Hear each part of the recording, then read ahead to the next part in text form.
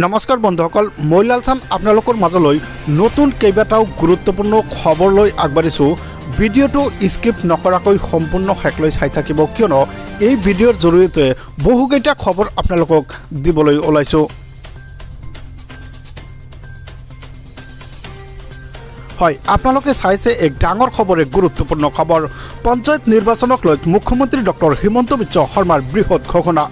ফেব্ৰুৱাৰীৰ 10 তাৰিখৰ ভিতৰত অনুষ্ঠিত হ'ব পঞ্চায়ত নিৰ্বাচন। জানুৱাৰী মাহত জাৰি কৰা হ'ব পঞ্চায়ত নিৰ্বাচনৰ অধিসূচনা। এই কথা মুখ্যমন্ত্ৰীয়ে ঘোষণা কৰিলে। 30 ডিচেম্বৰৰ পূৰ্বে প্ৰকাশ পাব পঞ্চায়ত নিৰ্বাচনৰ ভোটাৰ তালিকা। ইফালে ৰাজ্যত দুটা পৰ্যায়ত অনুষ্ঠিত হ'ব পঞ্চায়ত নিৰ্বাচন। সমান্তৰালভাৱে ফেব্ৰুৱাৰীত অনুষ্ঠিত হ'ব অসম বিধানসভাৰ বাজেট অধিৱেশন। হয়, আপোনালোকে ঠিকেই শুনি আছে, শীতকালীন বাজেট অধিৱেশন আৰম্ভ হ'ব। কোকৰাঝাৰত এটা দিনৰ বাবে অধিৱেশন অনুষ্ঠিত কৰা হ'ব, এই কথা চিন্তা চৰ্চা কৰি আছে। সংবাদ মেলযোগে ঘোষণা কৰিলে মুখ্যমন্ত্ৰী ডক্টৰ হিমন্ত বিশ্ব শৰ্মাই। পঞ্চায়ত নিৰ্বাচনক লৈ মুখ্যমন্ত্ৰীৰ ডাঙৰ ঘোষণা, ডাঙৰ মন্তব্য। হয়, আপোনালোকে ঠিকেই শুনি আছে। ইয়াৰ পৰৱৰ্তী অন্য এটা গুৰুত্বপূৰ্ণ খবৰ হৈছে, এই খবৰটো আপোনালোকৰ বাবে অতি জৰুৰী। 500 টকাতে লাভ কৰিব গেছ চিলিণ্ডাৰ। হয়, এক ডাঙৰ খবৰ, এক গুৰুত্বপূৰ্ণ খবৰ। দৰিদ্ৰ মহিলাৰ বাবে আছে ভাল খবৰ। হয়, যিসকল দৰিদ্ৰ সীমাৰেখাৰ তলত বসবাস কৰে সেইসকলৰ বাবেও ভাল খবৰ। 500 টকাৰ বিনিময়ত লাভ কৰিব ৰন্ধন গেছ চিলিণ্ডাৰ। গৃহ নিৰ্মাণৰ বাবেও চৰকাৰে প্ৰদান কৰিব 6 লাখকৈ টকা। হয়, এক ডাঙৰ খবৰ, এক গুৰুত্বপূৰ্ণ খবৰ। কেইবাটাও আঁচনিক লৈ কংগ্ৰেছৰ গুৰুত্বপূৰ্ণ ঘোষণা। সমান্তৰালভাৱে লাখ লাখ দুখীয়া হিতাধিকাৰীৰ বাবে ভাল খবৰ দিলে কংগ্ৰেছৰ ফালৰ পৰা। ইফালে তেলেংগানাৰ কংগ্ৰেছ চৰকাৰে গ্ৰহণ কৰিছে এই সিদ্ধান্ত। হয়, দৰিদ্ৰ লোকসকলৰ বাবে এক ভাল খবৰ। বিনামূলীয়াকৈ ঘৰ লাভ কৰাৰ বাবে প্ৰকাশ পাইছে তালিকা প্ৰকাশৰ পিছতেই হিতাধিকাৰীৰ একাউণ্টত সমাবোধন। হয়, এক গুৰুত্বপূৰ্ণ খবৰ। দৰিদ্ৰ সীমাৰেখাৰ তলৰ জনতাই লাভ কৰিব এই সুবিধা। ইফালে নিৰ্বাচনী প্ৰতিশ্ৰুতি পূৰণ কৰি জনতাৰ প্ৰিয় ভাজন হৈ পৰিছে ৰেমণ্ড ৰেড্ডীয়ে। ইফালে মহিলাসকলৰ যাতায়াতৰ বাবেও বিনামূলীয়াকৈ বাছ সেৱাৰ ব্যৱস্থা কৰা হৈছে। মহালক্ষ্মী যোজনাৰ অধীনত তেলেংগানা চৰকাৰে ব্যয় কৰিছে 37.10 কোটি টকা। ইফালে গৃহজ্যোতি আঁচনিৰ অধীনত 200 ইউনিট লৈ বিনামূলীয়াকৈ বিজুলী। মহিলাসকলৰ স্বাৱলম্বিতাৰ বাবে 1 লাখকৈ টকা ঋণৰ ব্যৱস্থা কৰা হৈছে।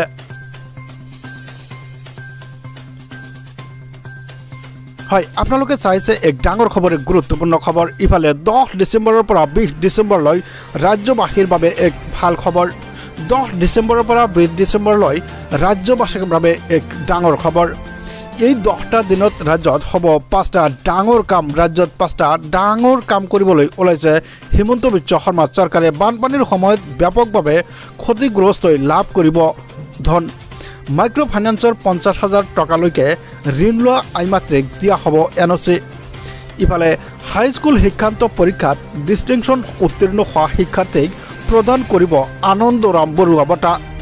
হাইস্কুল শিক্ষান্ত পৰীক্ষাত ডিষ্টিংশ্যন সহ শিক্ষাৰ্থী উত্তীৰ্ণ হোৱা সেইসকলক কিন্তু বঁটা প্ৰদান কৰিবলৈ গৈছে অসম চৰকাৰৰ তৰফৰ পৰা। নৱম শ্ৰেণীৰ ছাত্ৰ ছাত্ৰীসকলক বিতৰণ কৰা হ'ব চাইকেল। উচ্চতৰ মাধ্যমিক শিক্ষাৰ্থীৰে উত্তীৰ্ণসকলক বিতৰণ কৰা হ'ব স্কুটি। চৰকাৰী কৰ্মচাৰীৰ 3য় আৰু 4ৰ্থ বৰ্গৰ কৰ্মচাৰীৰ মিউচুৱেল ট্ৰান্সফাৰৰ কাম সম্পন্ন কৰা হ'ব।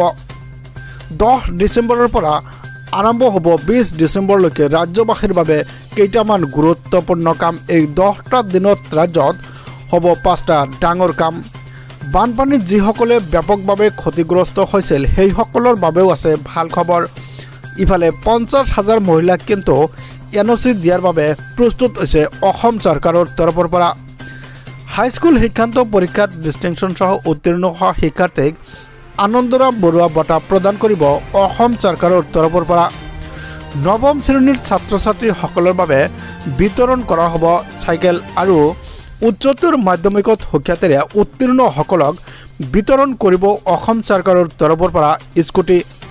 3য় আৰু 4ৰ্থ বৰ্গৰ কৰ্মচাৰীৰ বাবে মিউচুৱেল ট্ৰান্সফাৰৰ ব্যৱস্থা।